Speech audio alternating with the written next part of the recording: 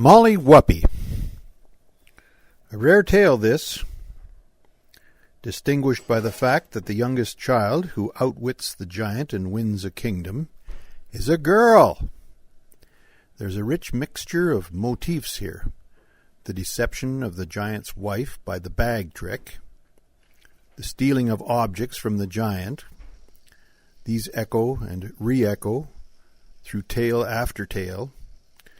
The incident of changing night dresses or necklaces goes back to an ancient Greek source. The storyteller will discover that this version comes ready for the telling. It appeals to well nigh every age and is pleasurable to know, with its image of the bridge of one hair. And it refrains, "Woe worth ye, Molly Whuppie, and twice yet, Carl, I'll come to Spain." Once upon a time there was a man and a wife had too many children, and they could not get meat for them, so they took the three youngest and left them in a wood. They traveled and could never see a house. It began to be dark, and they were hungry. At last they saw a light and made for it. It turned out to be a house.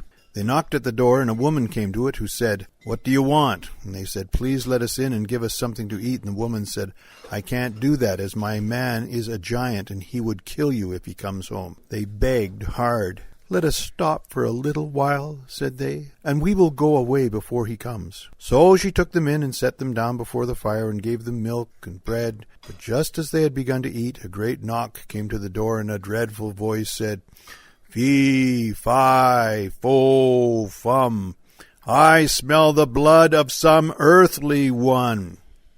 "Who have you there, wife?" "Eh?" said the wife. "It's three poor lassies, cold and hungry, and they will go away. You won't touch them, man." And he said nothing, but ate up a big supper and ordered them to stay all night. Now he had three lassies of his own, and they were to sleep in the same bed with the three strangers. And the youngest of the three strange lassies was called Molly Whuppie, and she was very clever.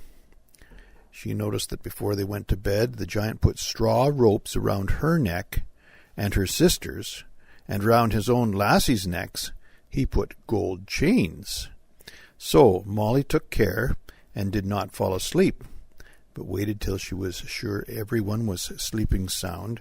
Then she slipped out of the bed and took the straw ropes off her own and her sisters' necks, and took the gold chains off the giant's lassies. She put the straw ropes on the giant's lassies and the gold chains on herself and her sisters, and lay down. And in the middle of the night up rose the giant, armed with a great club, and felt for the necks with the straw. It was dark. He took his own lassies out of bed on the floor and battered them until they were dead, and then lay down again, thinking he had managed finely. Molly thought it was time she and her sisters were off and away. So she wakened them and told them to be quiet, and they slipped out of the house. They all got out safe, and they ran and never stopped until morning, when they saw a grand house before them. It turned out to be a king's house. So Molly went in and told her story to the king. He said, "Well, Molly, you are a clever girl, and you have managed well. But if you would manage better, and go back and steal the giant's sword that hangs on the back of his bed, I will give your eldest sister my eldest son to marry." Molly said she would try. So she went back and managed to slip into the giant's house and crept in below the bed. The giant came home and ate up a big supper and went to bed. Molly waited until he was snoring, and she crept out and reached over the giant and got down the sword. But just as she got it out over the bed, it gave a rattle, and up jumped the giant, and Molly ran out at the door, and the sword with her. And she ran, and he ran, till they came to the bridge of one hair. And she got over, but he couldn't, and he says, "Woe worth ye, Molly Whuppie, never ye come again." And she says, "Twice yet, Carl, I'll come to Spain." So Molly took the sword to the king, and her sister was married to his son. Well, the king, he says, "You've managed well, Molly, but if you would manage better and steal the purse that lies below the giant's pillow, I would marry your second sister to my second son." And Molly said she would try, so she set out for the giant's house and slipped in, and hid again below the bed, and waited till the giant had eaten his supper and was snoring sound asleep. She slipped out, and slipped her hand below the pillow, and got out the purse. But just as she was going out, the giant wakened, and ran after her, and she ran, and he ran, till they came to the bridge of one hair. And she got over, but he couldn't, and he said, "Woe worth ye, Molly Whuppie, never you come again." "Once yet, Carl," quoth she, "I'll come to Spain." So Molly took the purse to the king, and her second sister was married to the king's second son. After that, the king says to Molly, "Molly, you are a clever girl, but if you would do better yet and steal the giant's ring that he wears on his finger, I'll give you my youngest son for yourself." Molly said she would try. So back she goes to the giant's house and hides herself below the bed.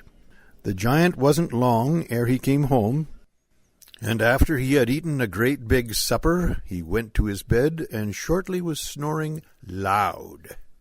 Molly crept out and reached over the bed and got hold of the giant's hand, and she pulled until she got off the ring. But just as she got it off, the giant got up and gripped her by the hand, and he says, "Now I have caught you, Molly Whuppie, and if I had done as much ill to you as ye have done to me, what would ye do to me?"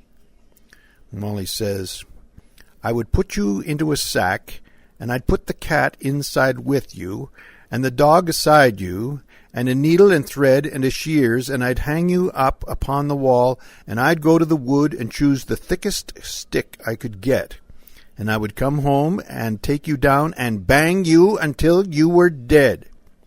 "Well, Molly," says the giant, "I'll just do that to you." So he gets a sack and puts Molly into it, and the cat, and the dog beside her, and a needle and thread and shears, and hangs her up upon the wall, and goes to the wood to choose a stick. Molly, she sings out, "Oh, if ye saw what I see!" "Oh," says the giant's wife, "what do you see, Molly?" But Molly never said a word but, "Oh, if ye saw what I see!" The giant's wife begged that Molly would take her up into the sack till she would see what Molly saw. So Molly took the shears and cut a hole in the sack, and took out the needle and thread with her, and jumped down and helped the giant's wife up into the sack and sewed up the hole. The giant's wife saw nothing, and began to ask to get down again, but Molly never minded, but hid herself at the back of the door. Home again came the giant with the great big tree in his hand, and he took down the sack and began to batter it. And the wife cried, "It's me, man!" But the dog barked, and the cat mewed, and he did not know his wife's voice. But Molly came out from the back of the door, and the giant saw her, and he ran after her, and he ran, and she ran, till they came to the bridge of one hair. And she got over, but he couldn't, and he said, "Woe worth you, Molly Whuppie, never you come again."